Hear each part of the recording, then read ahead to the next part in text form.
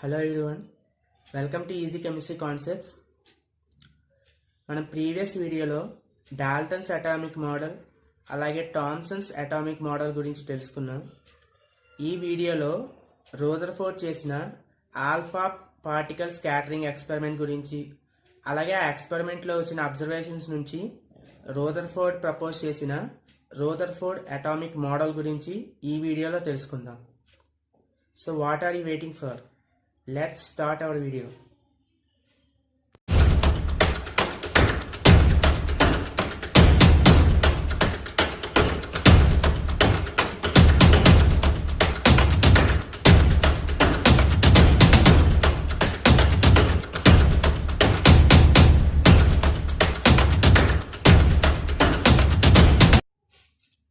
Coming to the topic, alpha particle scattering experiment which was held by Rutherford.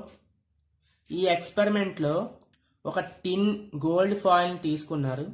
ఆ gold foil చుట్టూ ఒక circular zinc sulphide screen arrange చేశారు. అలాగే ఆ gold foil వైపు alpha particles అని వాటిని పాస్ చేశారు.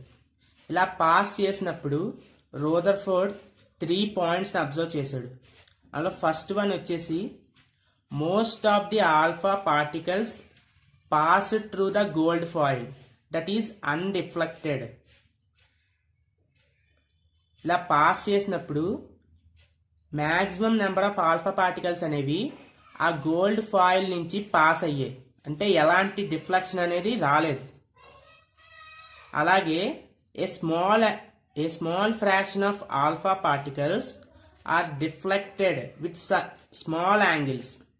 అలాగే కొన్ని వెరీ ఫ్యూ ఆల్ఫా పార్టికల్స్ అనేవి ఆ గోల్డ్ ఫాయిల్ నుంచి పాస్ అయ్యేటప్పుడు కొంత యాంగిల్తో ఇలా డిఫ్లెక్ట్ అనేవి చెందే. అలాగే a very few alpha particles deflected by nearly 180 degrees in the opposite direction. And alpha పార్టికల్స్లో వెరీ లెస్ నెంబర్ అనేవి ఏ డైరెక్షన్లో అయితే మనం పాస్ చేసామో నియర్లీ అదే డైరెక్షన్లో ఆపోజిట్గా అనేవి డిఫ్లెక్ట్ అయ్యాయి. By these observations Rutherford confirmed that the Thomson's atomic model is wrong. ఎలా అనేది చూసుకుంటే, according to Thomson's atomic model the positive charge is filled uniformly inside an atom. Thomson's atomic model చూసుకుంటే మనకి ఇది యాటమ్ అనుకుంటే ఈ యాటంలోని positive charge అనేది యూనిఫామ్గా fill అయి ఉందని థామ్సన్స్ అటామిక్ మోడల్ అనేది మనకు చెప్తుంది. కానీ ఈ ఎక్స్పెరిమెంట్లో ఆల్ఫా పార్టికల్స్ అనేవి పాస్ చేసినప్పుడు మ్యాక్సిమం ఎక్కువ నెంబర్ ఆఫ్ ఆల్ఫా పార్టికల్స్ అనేవి ఆ గోల్డ్ ఫాయిల్ నుంచి పాస్ అవడం అనేది జరిగింది. సో ఈ పాజిటివ్ ఛార్జ్ అనేది థామ్సన్ చెప్పినట్టు యాటమ్ అంతా ఫిల్ అయ్యి లేదు.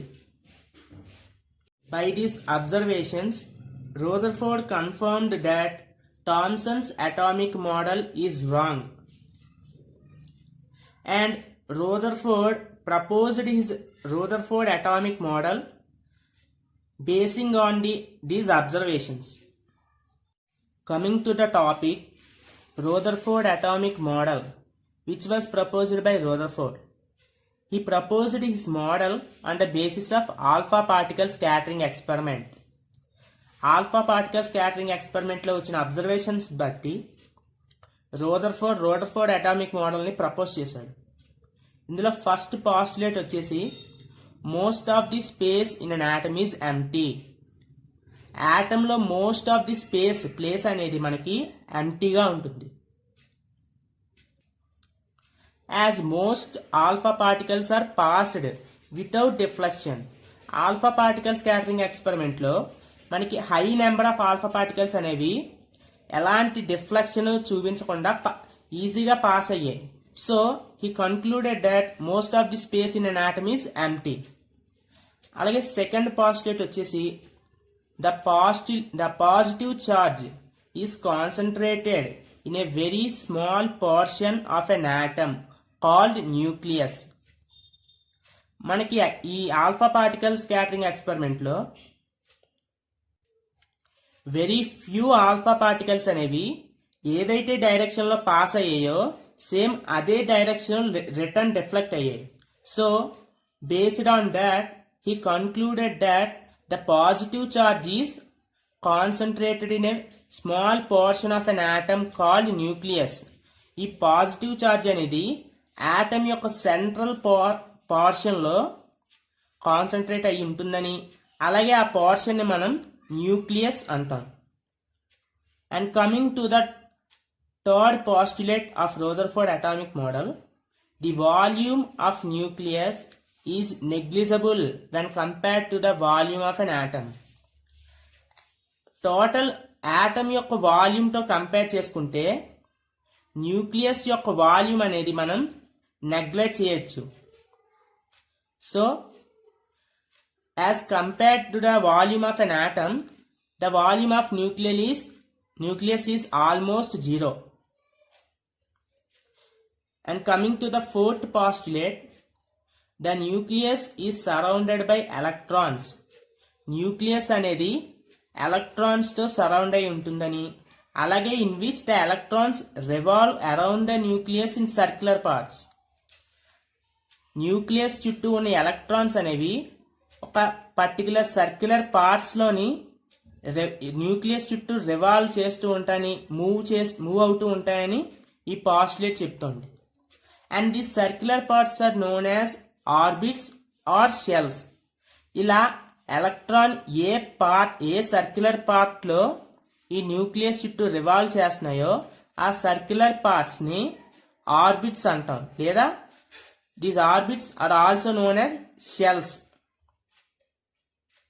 And coming to the last postulate of Rutherford atomic model, this Rutherford's atomic model resembled the solar system.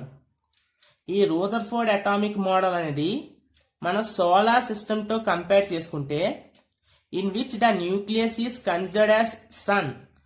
Solar సిస్టంలో సన్ చుట్టూ ప్లానెట్స్ ఎలా అయితే రివాల్వ్ అవుతాయో సేమ్ ఆటంలో ఉన్న న్యూక్లియస్ని సన్ అనుకుంటే, అలాగే ఎలక్ట్రాన్స్ని ప్లానెట్స్ అనుకుంటే, సన్ చుట్టూ ప్లానెట్స్ ఎలా అయితే రివాల్వ్ అవుతాయో ఈ ఆటంలో ఉన్న న్యూక్లియస్ చుట్టూ ఈ ఎలక్ట్రాన్స్ అనేవి రివాల్వ్ అవుతూ ఉంటాయి.